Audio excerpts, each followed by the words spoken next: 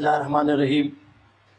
In continuity with the previous lecture, we will discuss the external features of the spinal cord.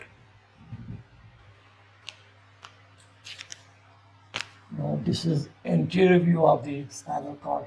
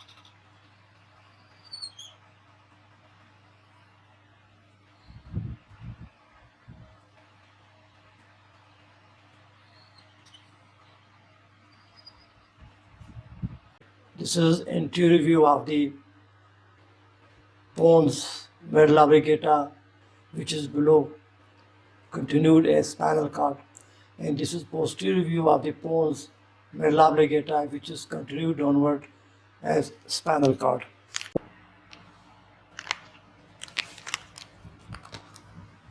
This is pons anterior surface, and this is medulla.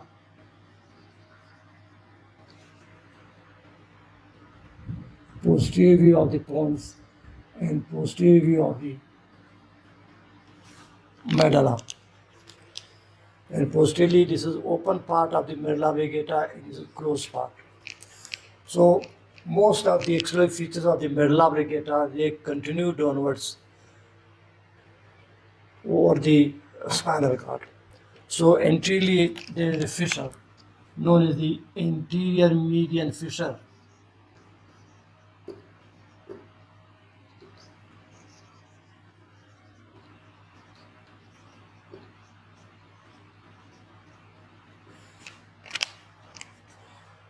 Which is the continuation of anterior median fissure of the medulla oblongata. So anterior median fissure of the medulla oblongata is continued downward as the anterior median fissure of the spinal cord.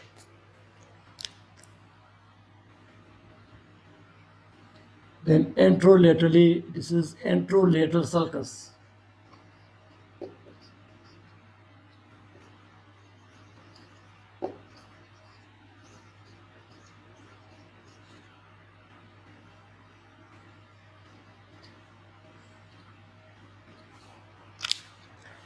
The anterolateral sulcus of the medulla oblongata is continued over the spinal cord as the anterolateral sulcus of the spinal cord. So this is anterolateral sulcus on the spinal cord right side, and on the left side is the other anterolateral sulcus, which is continuous above with the anterolateral sulcus of the medulla oblongata.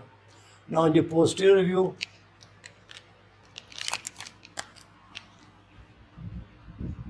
this is posterior median sulcus.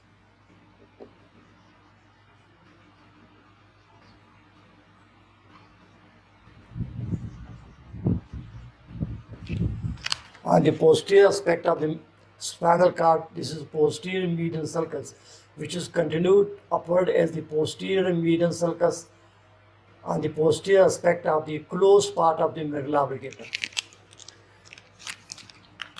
Then on each side there is posterolateral sulcus.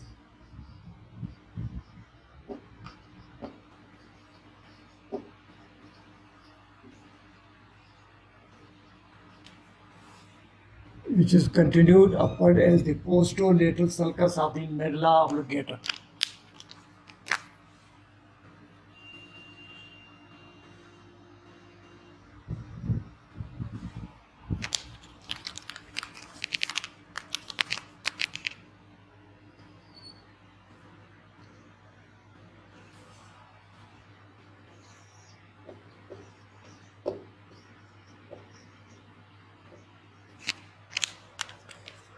So anteriorly, the anterior medial fissure of the medulla oblongata is continued as anterior medial fissure of the spinal cord. Anterolaterally, the anterolateral sulcus of the medulla oblongata is continued as anterolateral sulcus of the spinal cord. This is anterolateral sulcus of spinal cord on one side, and this is the anterolateral sulcus of spinal cord on the other side. Now posteriorly, on the posterior aspect of the closed part of the medulla oblongata is the posterior medial sulcus, which is continued as posterior medial sulcus of the spinal cord. Posterolaterally, the posterolateral sulcus of the medulla oblongata is continued as posterolateral sulcus of the spinal cord on both sides. Now, the portion between anterior medial fissure and anterolateral sulcus of the medulla oblongata is known as pyramid.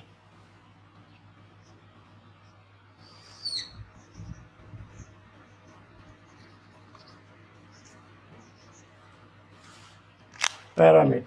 Now here, between the anterior median fissure and anterolateral sulcus of the spinal cord, this part of the spinal cord is known as anterior funiculus.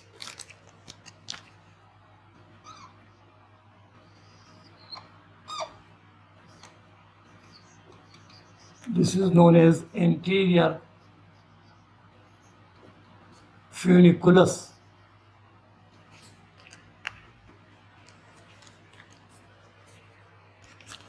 Between anterior median fissure and anterolateral sulcus of the spinal cord, this part of the spinal cord is known as anterior funiculus, which is above continuous with the pyramid of the medulla oblongata. And same is on this side, between the anterior median fissure and anterolateral sulcus of the spinal cord, this portion is known as the anterior funiculus, which is above continuous with pyramid of the left half of the medulla oblongata. Now between anterolateral sulcus and posterolateral sulcus, this part of the spinal cord, this is known as lateral funiculus.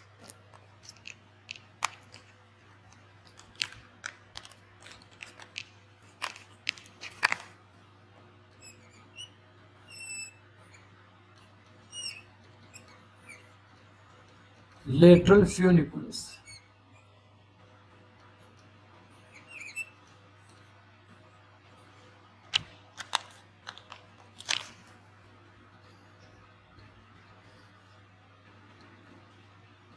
Of spinal cord.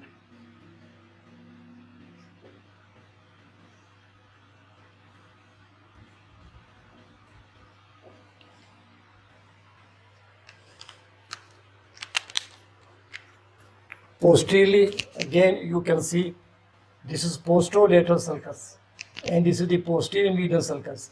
So between anterolateral sulcus, which is visible on the anterior aspect of the spinal cord, on the posterior aspect of the spinal cord, the posterolateral sulcus is seen.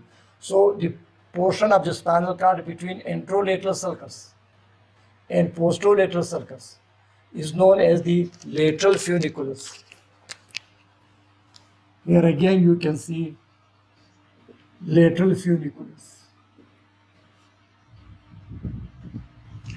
Now part of the lateral funiculus can be seen on the anterior aspect of the spinal cord, and part of the lateral funiculus can be seen on the posterior aspect of the spinal cord.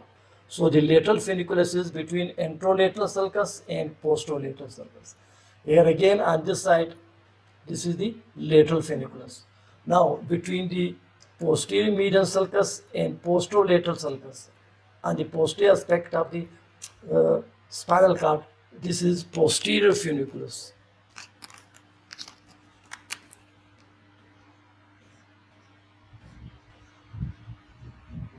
Posterior funiculus of spinal cord. So between the anterior median fissure and anterolateral sulcus of the spinal cord, the portion is known as the anterior funiculus, which is above continuous as pyramid of the medulla oblongata. Between the anterolateral sulcus and posterolateral sulcus of spinal cord, this part is known as the lateral funiculus, which is partly visible over the anterior aspect of the spinal cord and partly over the posterior aspect of the spinal cord, lateral funiculus. Now between the posterior median sulcus and the posterolateral sulcus is the posterior funiculus of the spinal cord. The lateral funiculus of spinal cord is about continuous with the lateral part of the medulla oblongata. The lateral funiculus of spinal cord is about continuous with lateral part of the medulla oblongata. Now the posterior funiculus of the spinal cord is about continuous with the posterior part of the medulla oblongata, where we already discussed the gracile tubercle and the funiculus gracilis and cuneate tubercle with funiculus cuneatus on each side.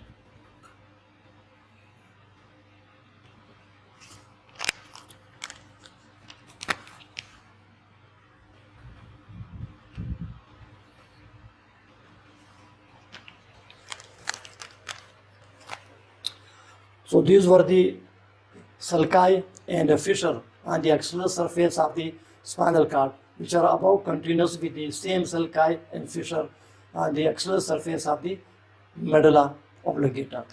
Now I want to draw your attention to the diagram drawn in previous lecture. Now you can see here this is a piece of spinal cord and this is the cut end of the spinal cord. Anteriorly is the anterior median fissure, anterolaterally is the anterolateral sulcus, and posterolaterally is the posterolateral sulcus, and posterior is the posterior median sulcus. Anterior median fissure on the anterior aspect and posterior median sulcus on the posterior aspect of the spinal cord. Now, between the anterior median fissure and anterolateral sulcus, this is the anterior funiculus of the spinal cord. Between anterolateral sulcus and posterolateral sulcus, this is the lateral funiculus of spinal cord. And between posterolateral sulcus and posterior median sulcus, this is the posterior funiculus of the spinal cord. These funiculi you can see in the cut surface also. The gray matter in case of spinal cord is in the center and the white matter is outside.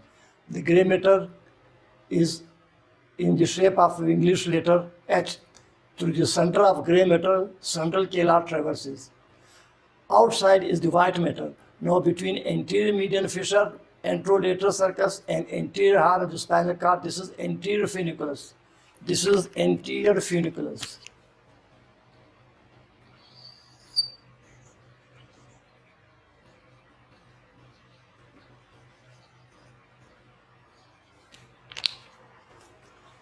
Now between the anterolateral sulcus, posterolateral sulcus, and anterior horn and posterior horn of the gray matter. This is the lateral funiculus of spinal cord.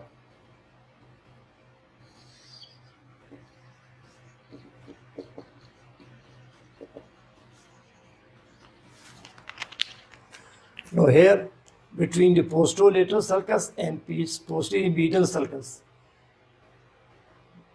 between the posterior horn and this posterior median septum, this part of the spinal cord is known as posterior funiculus.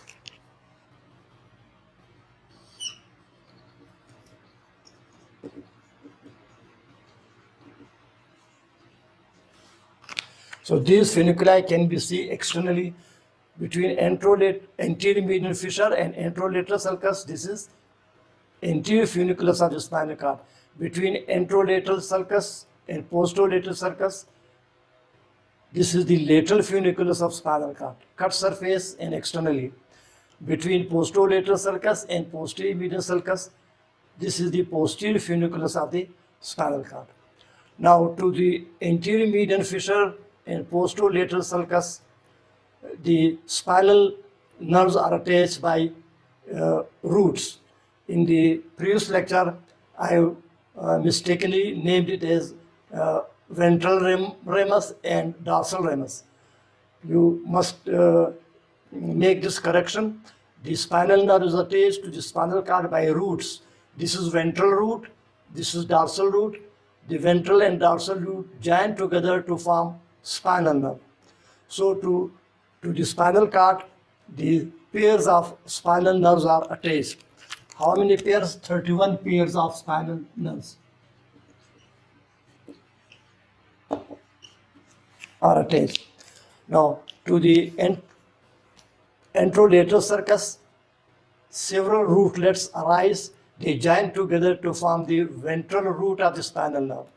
To the posterolateral sulcus, several rootlets arise which join together to form the dorsal root of the spinal nerve. The ventral root and dorsal root join together to form the spinal nerve. The dorsal root can be differentiated from the ventral root by presence of an oval swelling. This is known as the sensory ganglion or spinal ganglion.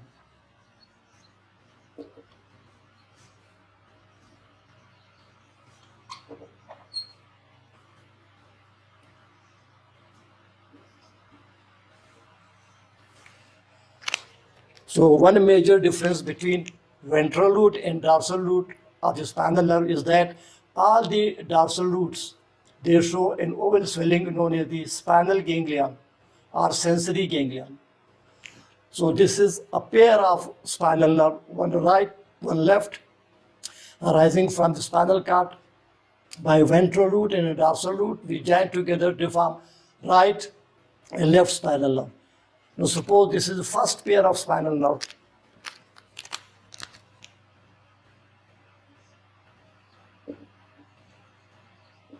This is second pair of spinal nerve.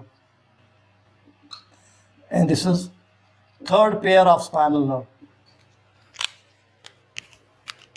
First pair of spinal, the portion of the spinal cord from which a pair of spinal nerve arise is known as the spinal segment. So this part of the spinal cord is the, suppose, first spinal segment.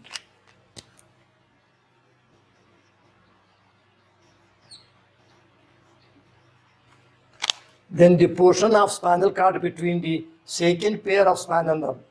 This is the second segment of the spinal cord. Second spinal segment.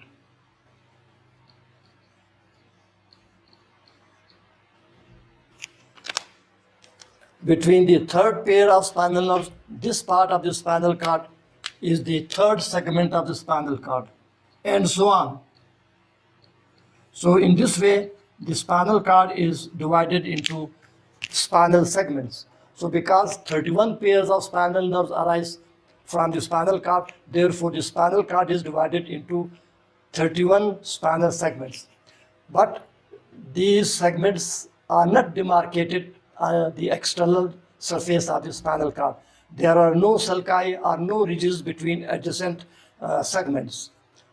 So the segmentation of the spinal cord is not marked on the external surface of the spinal cord. Just for description, I have given, I drawn these lines to separate one segment from the other. Otherwise, there are no any demarcation between adjacent spinal segments. So these were the spinal segments of the spinal cord. Now, with the help of model, I will again repeat all these external features of the spinal cord. Now, you can see this is a piece of spinal cord. Now, anteriorly, this is anterior median fissure traversing the anterior aspect of the spinal cord, and posteriorly, this is posterior median sulcus traversing the posterior aspect of the spinal cord. So, anteriorly, anterior median fissure. Then anterolaterally, this is the anterolateral sulcus. Posterolaterally, this is posterolateral sulcus. And posteriorly, in the midline is the posterior median sulcus. In this way, the fissure and these sulci divide the spinal cord into three funiculi on each side. Between anterior median fissure and anterolateral sulcus is the anterior funiculus of the spinal cord. Between anterolateral sulcus and posterolateral sulcus, this is the lateral funiculus of the spinal cord. And between the posterolateral sulcus and posterior median sulcus, this is the posterior funiculus of the spinal cord. And in cut section, you can see the gray matter is inside and the white matter is outside, and you can see the anterior funiculus, lateral funiculus, and posterior funiculus of this right half of the spinal cord, anterior funiculus, lateral funiculus and posterior funiculus in the left half of the spinal cord, made up of white matter, and in the center, this is H-shaped gray matter, which will be discussed in detail in internal features. Now you can see to the spinal cord, spinal nerves are attached. How these are attached? These are attached by a ventral root and a dorsal root. Now this is ventral root. Several rootlets arise which join together to form the ventral root of the spinal nerve. Then posteriorly you can see several rootlets arise from the posterolateral sulcus which join together to form the dorsal root of the spinal nerve. So the ventral rootlets arise from the anterolateral sulcus. These rootlets join together to form the ventral root of the spinal nerve. From the posterolateral sulcus, by several roots, they join together and form the dorsal root of the spinal nerve. So the ventral root and dorsal root of the spinal nerve join together to form spinal nerve. So the first pair of spinal nerve, this is the first pair of spinal nerve, and this is the second pair of the spinal nerve. Now this part of the spinal cord from which this pair of spinal nerve arise, this is known as the spinal segment. For example, for this pair of spinal nerve, this is spinal segment. For this pair of the spinal nerve, this is the second spinal segment. So segmentation of the spinal cord is not marked by any sulcus or groove or ridge or color differences. So the segmentation of the spinal cord is not marked by any sign. But the origin of ventral and dorsal root will help to demonstrate that this is the first segment of the spinal cord, this is the second segment, and so on. Now, as you can see here, this is ventral root of the spinal nerve, this is dorsal root, they join together to form the spinal nerve. Now, what is one major difference between the ventral and dorsal root of the spinal cord? The dorsal root is characterized by an oval swelling. This is known as the spinal ganglion. Because it is sensory in function, this is why it's also known as the sensory ganglion. So posteriorly you can see dorsal root characterized by presence of this oval swelling, which is known as the spinal ganglion or sensory ganglion. There is no such ganglia in case of ventral roots of the spinal. Again, this is a spinal cord. Above this spinal cord, which is in the vertebral column, is the skull.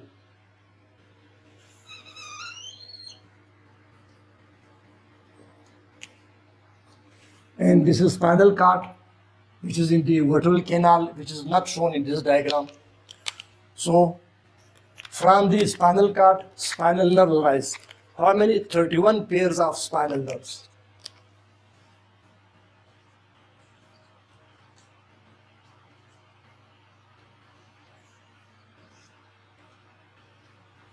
"31 pairs of spinal nerves."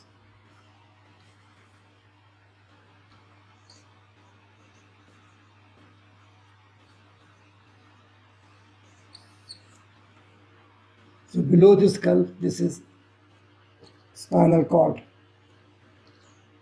It starts here.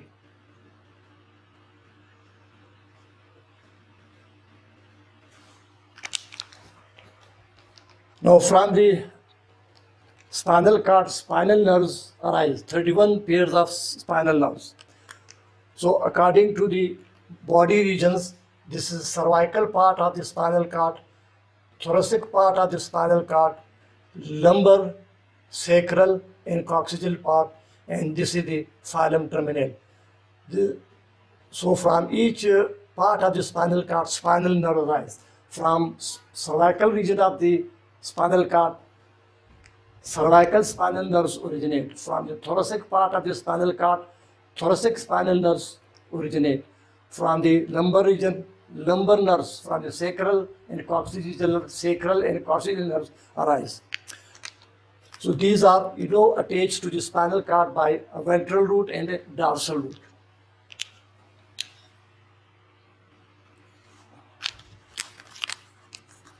So suppose this is a vertebral column.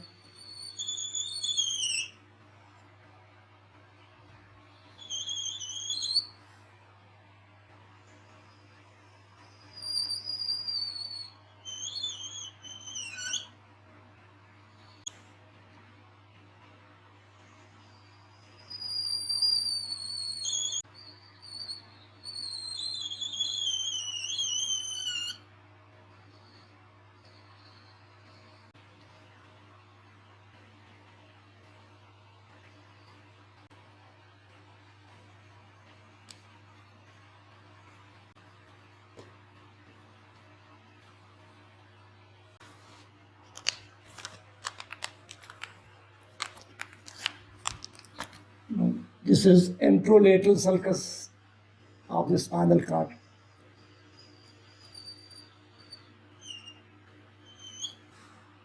On both sides.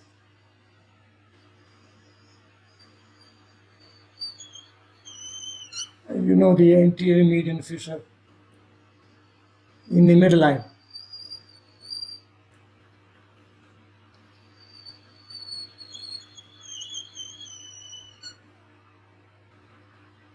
And on the posterior aspect is the posterolateral sulcus, which is not visible.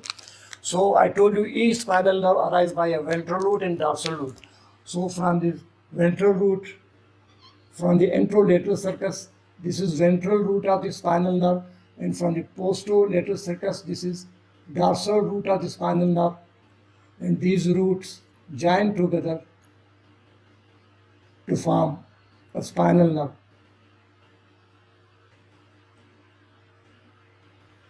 On both sides.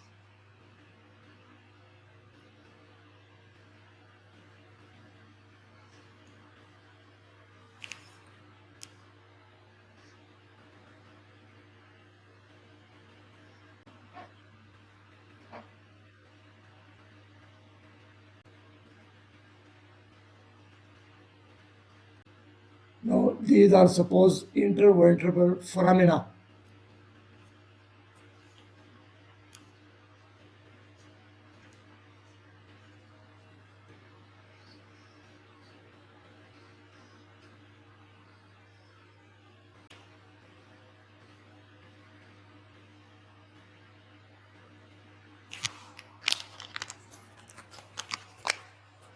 So from the cervical region of the spinal cord, pair of cervical spinal nerve rise. How many cervical spinal nerve rise? 8 pairs of cervical spinal nerves.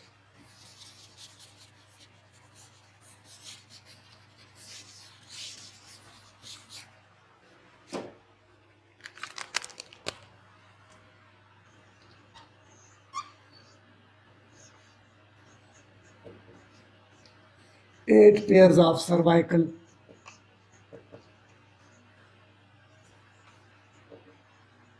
spinal nerves. They arise from the cervical region of the spinal cord.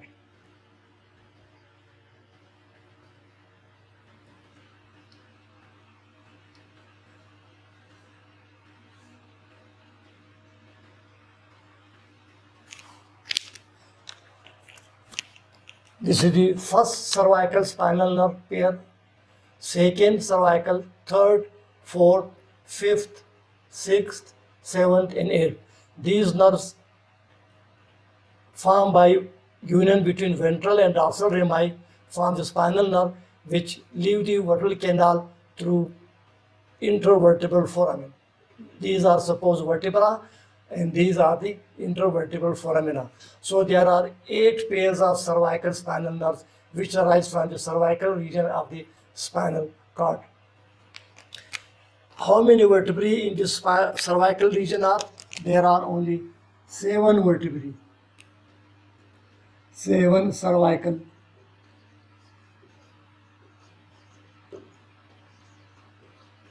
vertebrae. But the cervical spinal nerves are 8.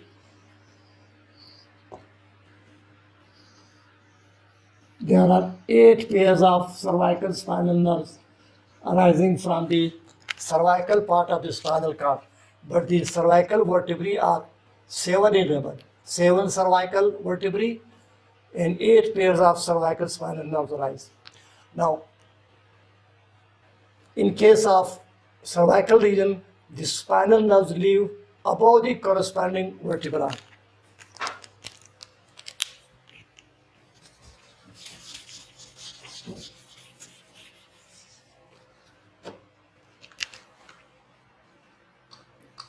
Cervical spinal nerves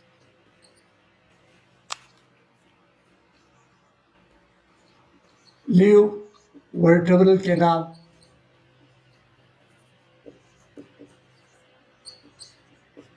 above the corresponding cervical vertebra.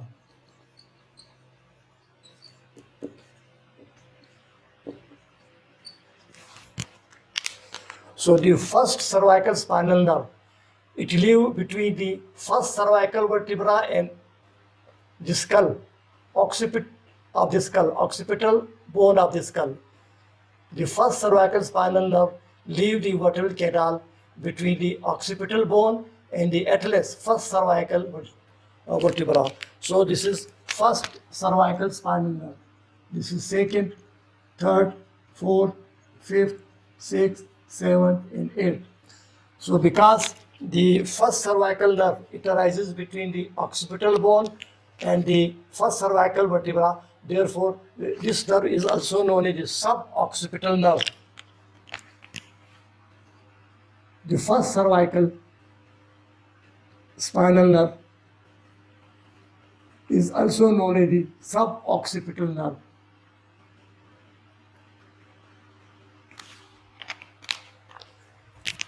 The eighth cervical spinal nerve, it leaves the vertebral canal between seventh cervical vertebra and first thoracic vertebra. The eighth cervical spinal nerve, it lives between the seventh cervical and first thoracic vertebra.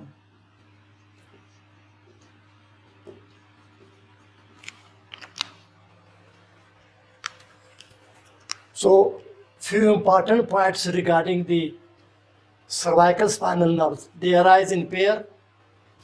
There are 8 pairs of cervical spinal nerves, but the cervical vertebrae are 7 vertebrae, not 8. Because the first cervical spinal nerve, it leaves the vertebral canal between occipital bone and first cervical vertebra. Therefore, the first cervical spinal nerve is also known as suboccipital nerve.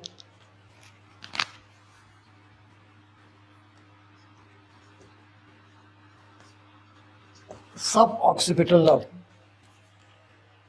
Number 1 point. Number 2 point, all the cervical spinal nerve are formed by union between a ventral root and dorsal root. The first cervical spinal nerve, frequently there is no dorsal root, there is only ventral root. Frequently, the dorsal root of the suboccipital nerve of first cervical spinal nerve is usually missing. But in this diagram, I have shown both the ventral root and dorsal root joined together to form first cervical spinal nerve. And the third point, that the eighth cervical spinal nerve, it leaves the vertebral canal between the 7 cervical vertebra and first thoracic vertebra. So these are few exceptional points. And the fourth point is that the cervical spinal nerve leave the vertebral canal above the corresponding vertebrae. Cervical spinal nerves leave the vertebral canal above the corresponding vertebrae. So how it differentiates from rest? All the spinal nerves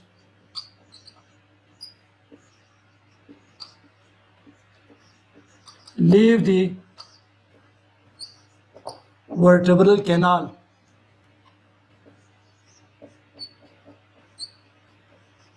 below the corresponding vertebra.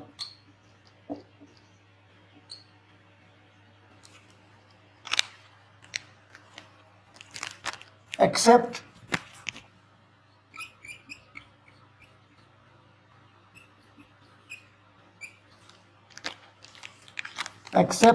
cervical nerves.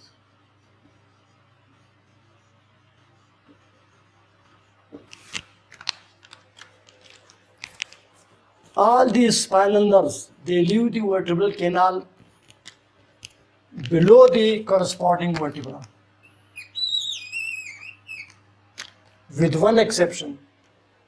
What is that? The cervical spinal nerves, they leave the vertebral canal not below the corresponding vertebra, but above the corresponding vertebra.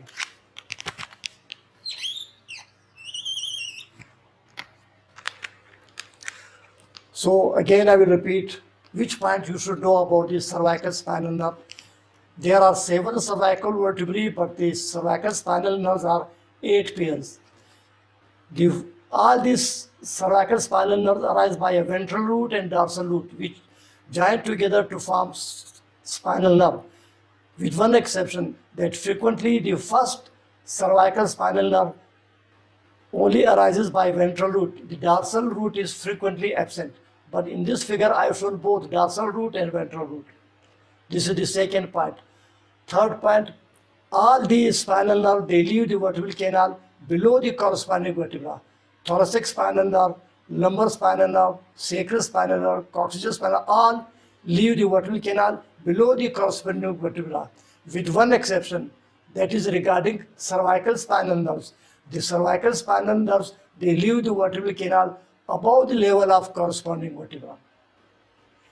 Another point, because the first cervical spinal nerve leave the vertebral canal between occipital bone and the first cervical vertebra, this is why first cervical spinal nerve is known as the suboccipital nerve.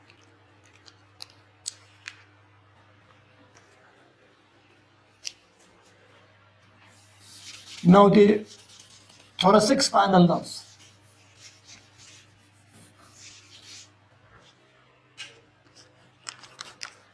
How many thoracic spinal nerves? 12 pairs. 12 pairs of thoracic spinal nerves. 12 pairs.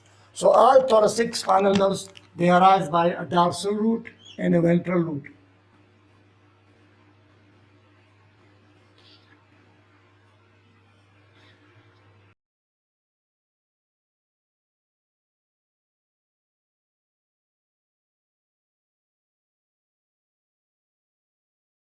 So from the thoracic part of the spinal cord, thoracic spinal nerves arise by a ventral root and dorsal root. They join together to form the thoracic spinal nerves. So there are 12 pairs of thoracic nerves.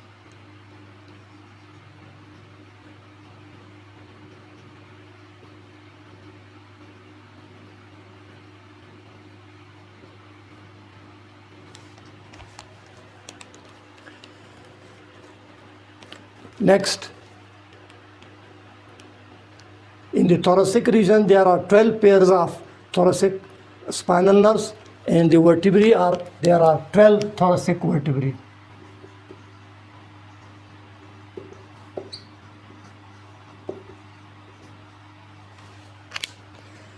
And the thoracic spinal nerves arise from the thoracic region of the spinal cord and leave the vertebral column below the corresponding thoracic vertebra through the interventricular foramen. Next, from the lumbar region of the spinal cord, lumbar spinal nerve arise. In the lumbar region, there are 5 lumbar vertebrae.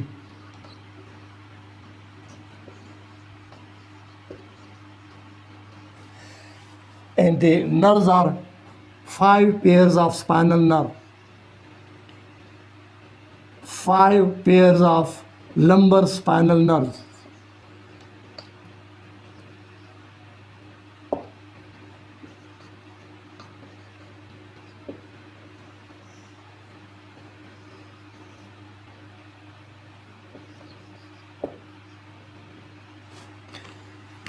So the first lumbar nerve again arises by ventral and dorsal root and leave the vertebral canal through the intervertebral foramen.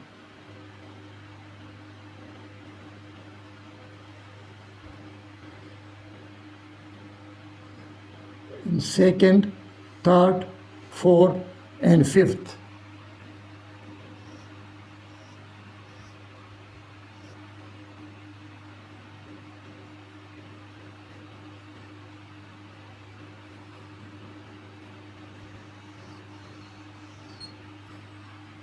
First lumbar spinal nerve This is the second lumbar spinal nerve, third lumbar spinal nerve, fourth lumbar spinal nerve, and fifth lumbar spinal nerve.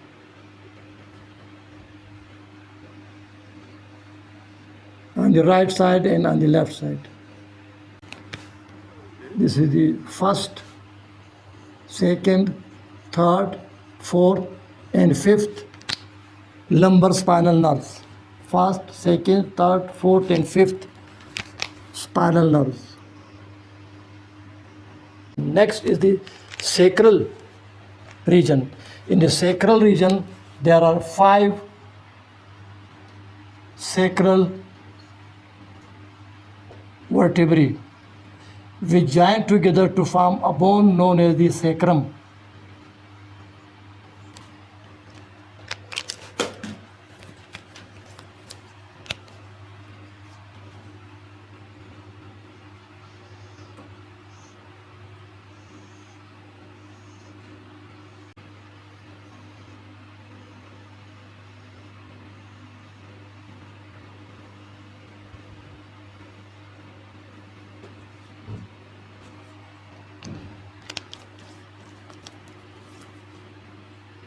Sacral, 5 pairs of spinal nerve.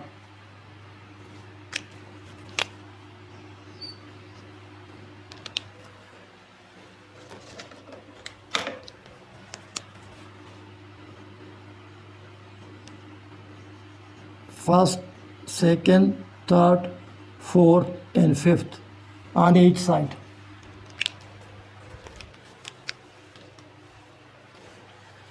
So from the sacral region of the spinal cord, 5 pairs of sacral nerve arise by ventral root and dorsal root. They join together to form first, second, third, fourth, and fifth sacral spinal nerves. Then coccygeal nerve.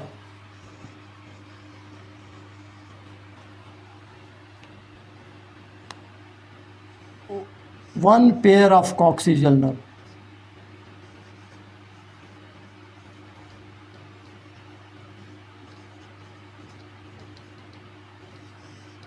Arise from the coccygeal region of the spinal cord.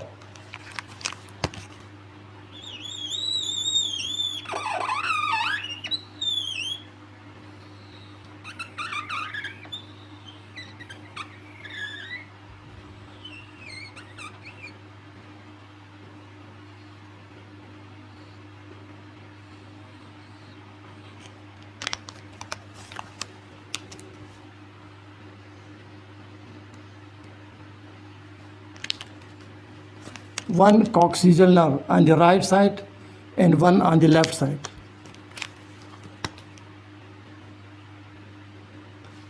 And there are 4 coccygeal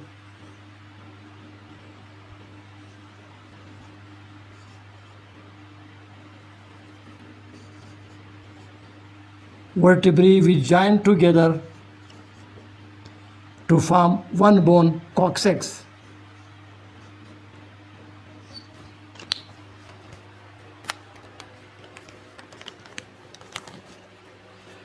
So spinal cord is divided into cervical region, thoracic region, lumbar region, sacral region, coccygeal region.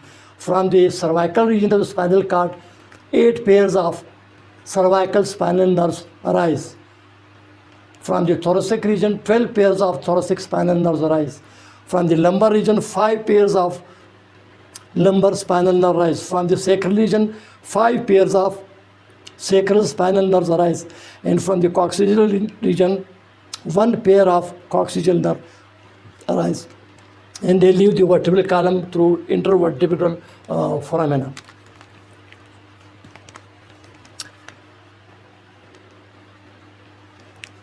The upper 4 sacral, upper 4 sacral spinal nerves, they live through interventricular foramina.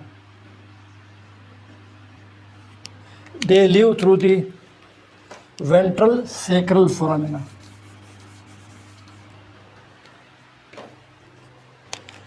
upper four sacral spinal nerves do not live through interventricular phenomena. They live through ventral sacral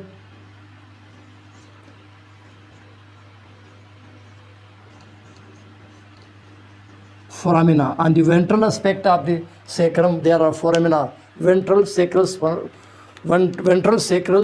foramina. And the fifth sacral nerve and coccygeal nerve, it live through the sacral hiatus of the sacrum.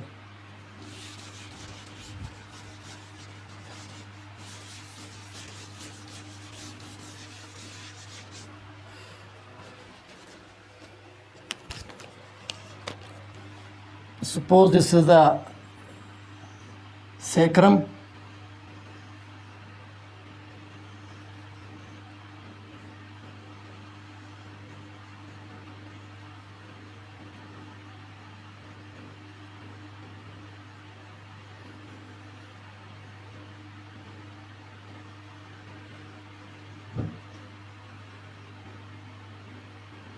So five sacral vertebrae joined together to form a bone known as the sacrum.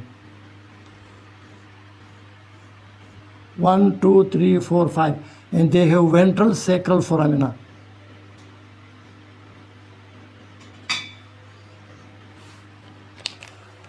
So the upper four sacral now live through the ventral sacral foramina.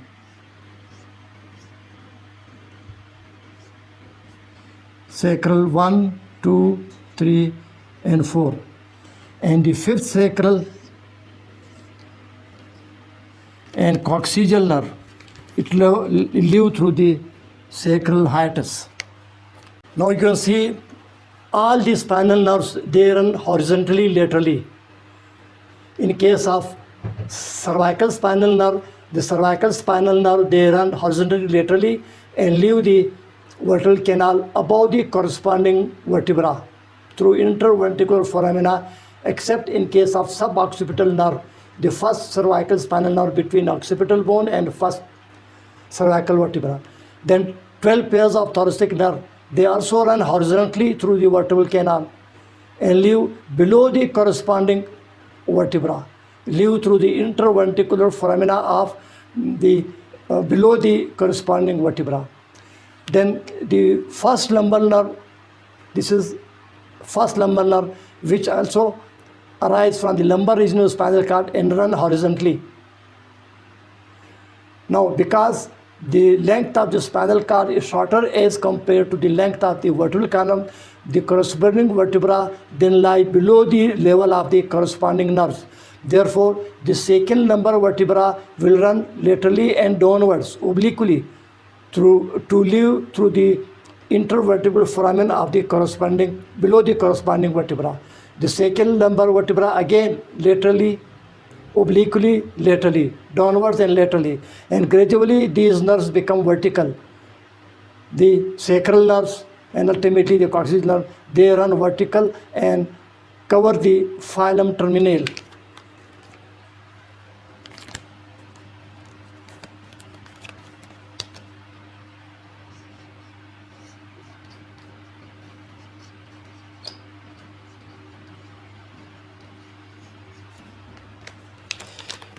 Because the spinal cord ends at the level of L1, therefore up to L1 and above all the nerves run horizontally, but below L1 gradually the nerves run downwards and laterally, obliquely, ultimately they become vertical. They run vertically to live through their corresponding intervertebral foramina around the phylum terminal.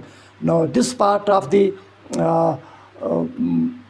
vertebral canal is occupied by a structure known as the cardia equina, which is having phylum terminate in the center and surrounded by the lumbar, sacral and coccygeal nerves passing through the subarachnoid space. So these lumbar nerves, lumbar 2, 3, 4, 5, sacral 1, 2, 3, 4, 5 and coccygeal nerve, they are both in the cerebrospinal fluid in the subarachnoid space, and they run vertically around the phylum terminale.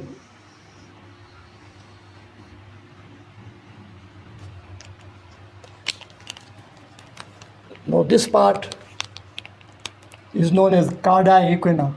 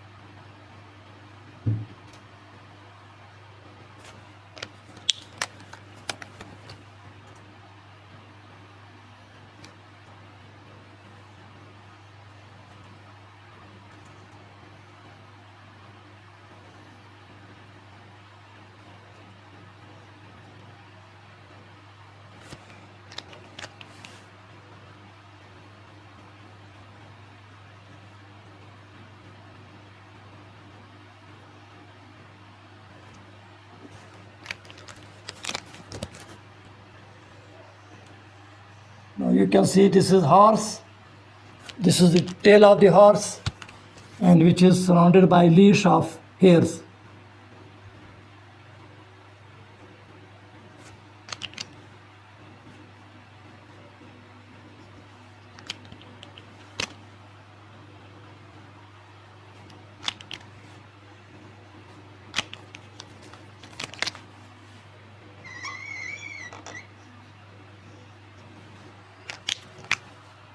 So this appears just like horse tail, so known as Carda equina.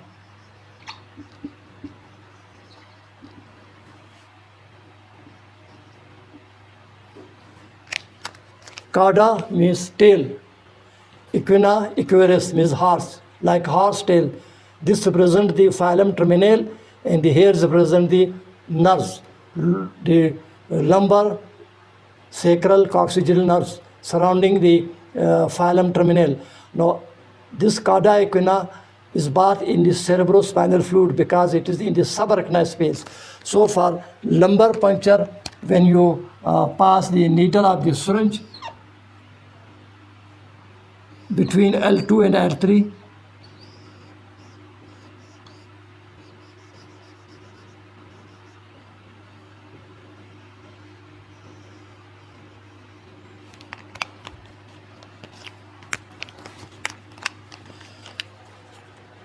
between L2 and 3, when you pass the needle of the syringe into subarachnoid space, here there will be no spinal cord, only the nerves will be there, and the nerves, because these are bathed in the cerebrospinal fluid, they will slip against the tip of the needle of the syringe, and there is no chance of damage to the nerves. And spinal cord ends at the level of L1, therefore it is not damaged.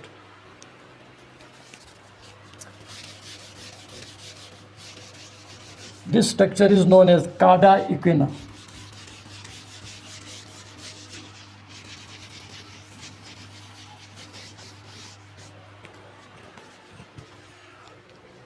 Now I told you that the ventral rami, the spinal nerves, they arise from the anterolateral sulcus, and dorsal rami from the posterolateral sulcus. In between these two is the lateral funiculus of the spinal cord. This is lateral surface of the spinal cord.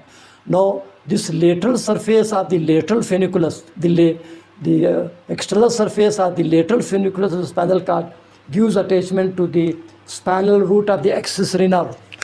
Now, what is that? For example, if we cut a section through the skull,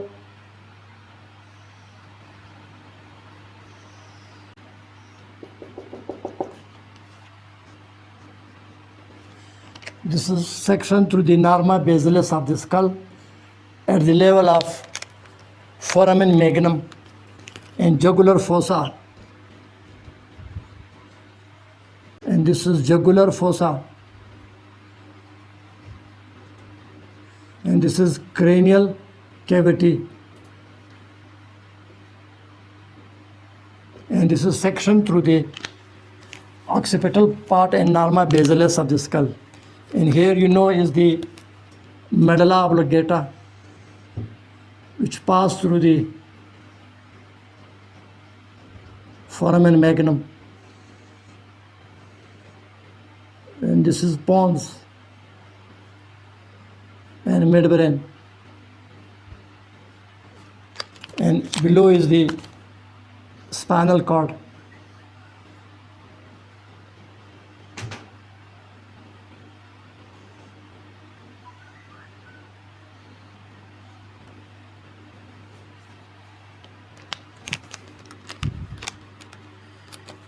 Now this is anterolateral sulcus of the spinal cord.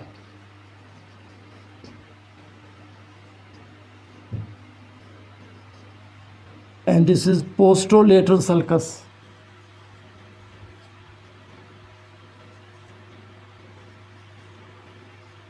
Of the spinal cord. And here in the middle is the lateral surface of lateral funiculus.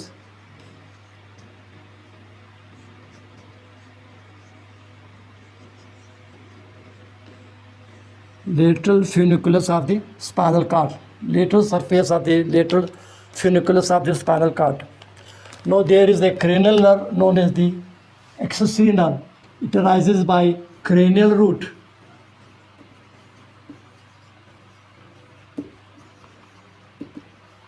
And spinal root. These two roots join together to form accessory nerve. 11th cranial nerve.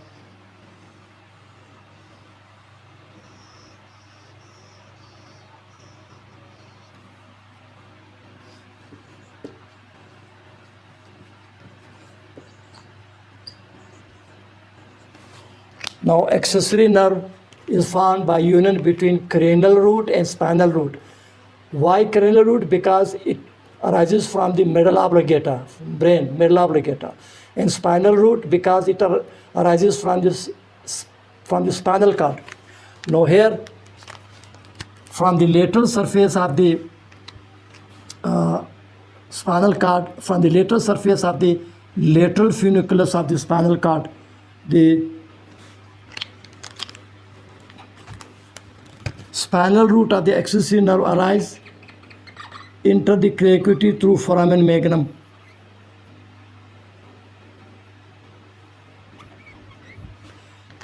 And from the medulla oblongata, cranial root arise.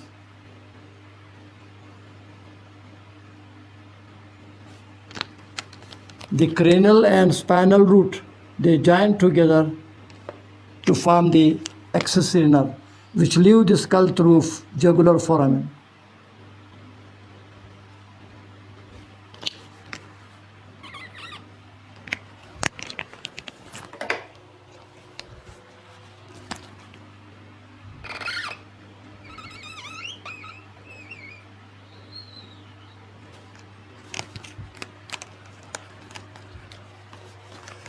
So from the upper 5 cervical segments of the spinal cord, from the lateral surface of the lateral funiculus, spinal root of the accessory nerve arise, which enter the cranial cavity through foramen magnum. From the medulla oblongata, cranial root of the accessory nerve arise. So both cranial nerve and the cranial root and the spinal root in the cranial cavity, they join together to form accessory nerve, and the accessory nerve then leave the skull through foramen, through jugular foramen, and re-enter into the neck and then divide into these two. So from the lateral surface of the lateral funiculus here in the upper 5 cervical segment, this is the origin of spinal root of the accessory nerve.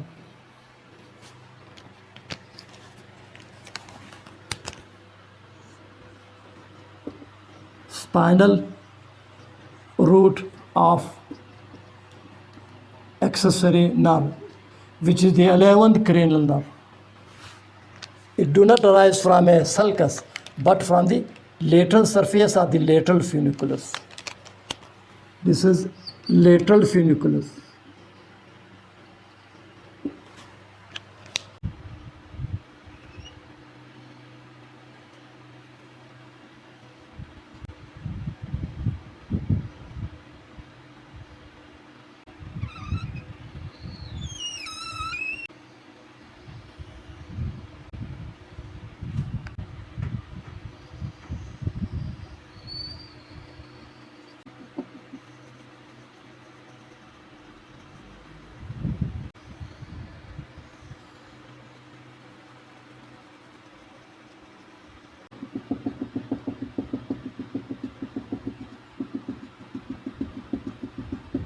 Now this is a section through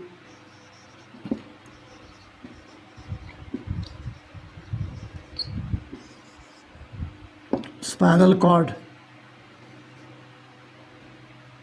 and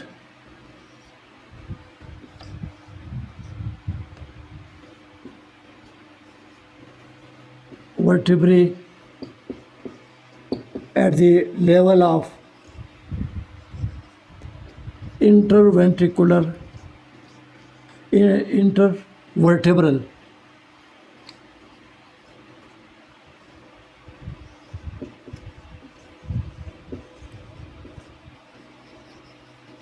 foramen.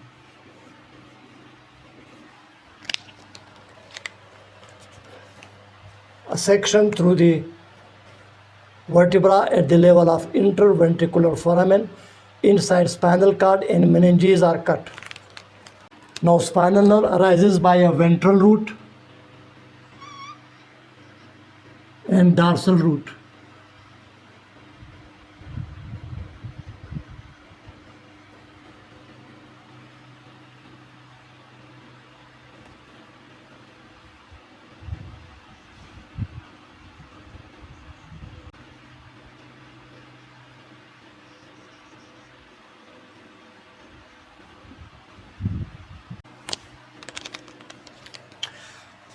Now this is spinal cord which is sectioned, gray matter inside, white matter outside. This is pia matter.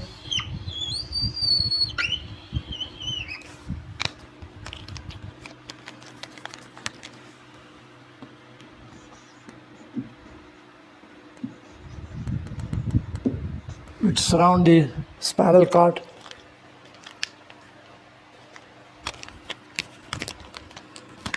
And this is arachnoid matter.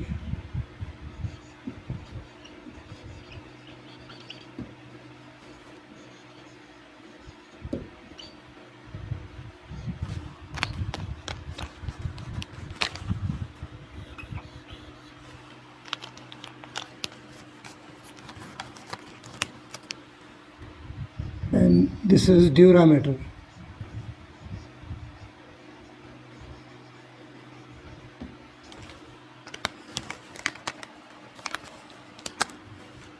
This is vertebra, a section through vertebra, and this is intervertebral foramen.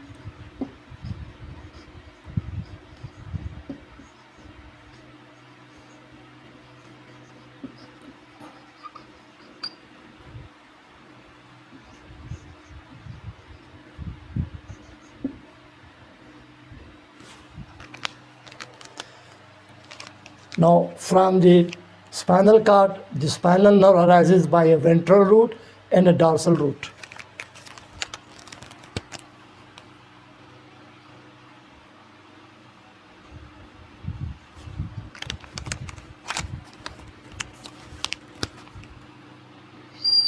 This is dorsal root.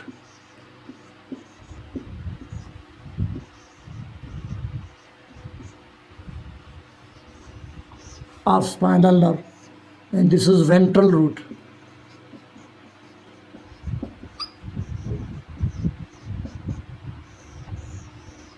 Of spinal nerve.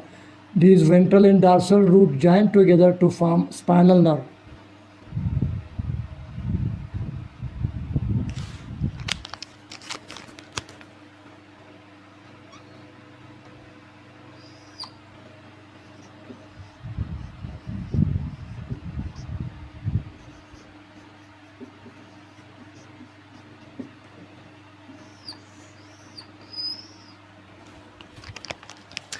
Now you can see the ventral root arising from the anterolateral sulcus, the dorsal root arising from the posterolateral sulcus. They join together to form the spinal nerve.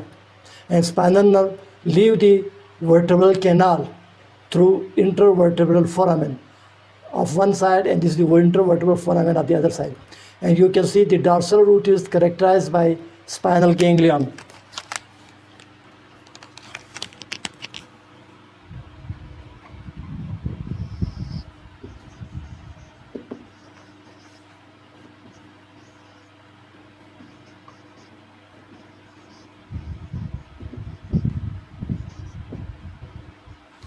spinal ganglia. Now you can see the meninges, pia mater, green one. Blue one is the arachnoid mater, red one is the dura mater. Between the pia mater and the arachnoid mater, this is subarachnoid space.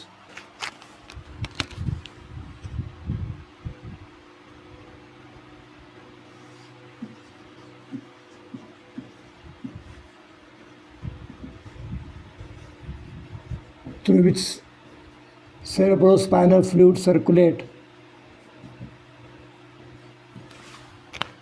So you can see ventral and dorsal root of all the spinal nerve. They are contained in the subarachnoid space. There is no any spinal nerve in the subarachnoid space. The subarachnoid space is traversed by ventral and dorsal roots of the spinal nerve. The spinal nerve is formed outside the dura mater. The ventral and dorsal root, they pierce the meninges, they pierce the dura mater outside the dura mater. In or near the interventricular foramen, the ventral and dorsal root join together to form the spinal nerve. So the spinal nerve is formed by union between ventral root and dorsal root in or near the intervertebral foramen and leave the intervertebral foramen and divide into rami. This is ventral ramus and this is dorsal ramus. These are roots: ventral root, dorsal root, spinal nerve, ventral ramus and dorsal ramus. So there is no any spinal nerve in the subarachnoid space. In the subarachnoid space, all are ventral roots and dorsal roots. And where the spinal nerve is formed? Spinal nerve is formed after piercing the dura mater, outside the dural sac, in or near the intervertebral foramen. The ventral and dorsal roots join together to form the spinal nerve. And the spinal ganglion is also not in the subarachnoid space. It is outside the dura mater, near the interventricular foramen. So only the dorsal and ventral roots of the spinal nerve traverses the subarachnoid space. The spinal nerves are not formed in the subarachnoid space. There is no any spinal nerve traversing the subarachnoid space. It is only the ventral and dorsal roots. After piercing the dura mater, in or near the interventricular foramen, the ventral and dorsal roots join together to form the spinal nerve.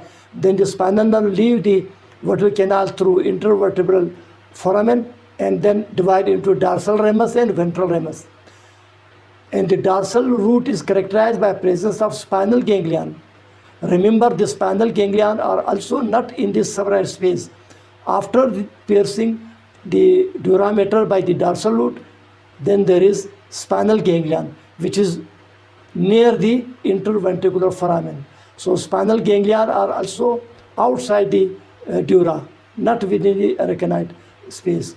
Now, the ventral and dorsal root of the spinal are joined together in the intervertebral foramen to form the spinal nerve.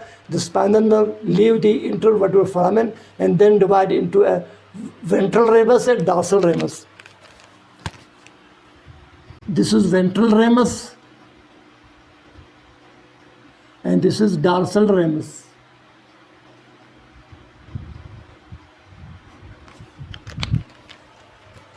Spinal nerve are formed by roots, ventral root and dorsal root. And spinal nerve, after formation, it divide into rami. Ventral ramus run ventrally to form plexuses: cervical plexus, brachial plexus, lumbar plexus, sacral, coccygeal plexus. But in the thoracic region, the ventral rami do not form plexus. They run between the ribs as intercostal nerves. And the dorsal root passes to the dorsal aspect of the body, and the dorsal rami do not form plexuses. It is only the ventral rami which form plexuses in all the regions of the body except thoracic region. In the thoracic region, the ventral rami run between the ribs to form intercostal nerves, and below the 12th rib is subcostal nerve. But in the cervical region, lumbar, sacral, coccygeal, the ventral rami form the plexuses: cervical plexus, brachial plexus, lumbar, sacral and coccygeal plexuses. Dorsal rami run dorsally and do not form any plexus. So roots join to form spinal nerve, and spinal nerve then divide into ventral ramus and dorsal ramus. Remember, the spinal nerve is formed near or in the intervertebral foramina, and the subarachnoid space is traversed only by ventral root and dorsal root. There is no any spinal nerve in the subarachnoid space. So this cross section explain the different parts of the ventral and dorsal roots, spinal nerve and rami, their location within and outside the vertebra. As you can see, the length of the spinal cord do not correspond with the length of the vertebral column, because spinal cord ends at the level of L1. This is why the reason is that the growth of the vertebral column is more faster than the growth of the spinal cord. This is why spinal cord's legs behind, it is shorter and occupy the upper 2/3 of the vertebral canal. So because of this, the spinal segments, they are displaced as compared to their corresponding vertebra. And this point is very important. So you can see here in this table, in the cervical region, there is a difference of one spinal segment. In the cervical region, there is difference of one spinal segment. That is the vertebral spine of C5, opposite the vertebral, the spine of the cervical 5 vertebrae will be the 6th spinal segment, not 5th spinal segment. There is difference of one. Spine of the vertebra, cervical region is 5th, but inside, opposite it will be the 6th spinal segment, not 5th. There is difference of one. Now in the upper thoracic region, there is difference of 2 spinal segments. For example, at the level of spine of thoracic, 4th thoracic vertebra, the spinal segment will be T6, 6th spinal segment will be at the level of spine of the 4th thoracic vertebra, because there is difference of 2 spinal segments. Then in the lower thoracic region, there is difference of 3 segments. For example, at the spine of the 9th thoracic vertebra, there will be no 9th spinal segment, but the spinal segment will be T12. At the level of spine of the 9th thoracic vertebra, the spinal segment will be T12. In this way, you can see the spinal segments are displaced and then do not correspond with the vertebrae. Now, from thoracic 10 up to L1 spine vertebrae, T10, 11, 12, and L1 vertebrae, all the spinal segments, they are crowded together. The lumbar spinal segments, sacral spinal, coccygeal spinal, they are all crowded together in the lower end of the spinal cord, which is dilated, which is known as the conus medullaris. Therefore, all these lumbar, sacral, coccygeal segments of the spinal cord will be in the conus medullaris part of the spinal cord. They are crowded because below L1 there is no spinal cord, but there is phylum terminale and cardia equina. So this is clinically very important. For example, if someone is stabbed at the level of T4 vertebra, there is more chance of damage to the 6th spinal segment, not 4th spinal segment. If a knife penetrates the T4 level inside, there is more chance of damage to the 6th spinal segment of the spinal cord. Similarly, if a bullet hits the 9th thoracic vertebra, inside there is more chance of 12th spinal segment of the spinal cord to be damaged, not 9th spinal segment. So clinically, it is very important to differentiate that against the spines of the corresponding vertebra, which spinal segments are inside. So all this knowledge is clinically very important. So with this, we finished with the external features of the spinal cord. As I told you before, that we will first discuss the external features of the brain and spinal cord. So all the previous lectures belong to the external features of the brain and spinal cord. Next, we will start with the internal features of the brain and spinal cord. We will again start with the internal features of the brain, and then we will switch on to the internal features of the spinal cord, along with the details of spinal nerve, cranial nerves, the blood supply, the meninges, the ventricles, and effects of lesions, etc. Thank you very much.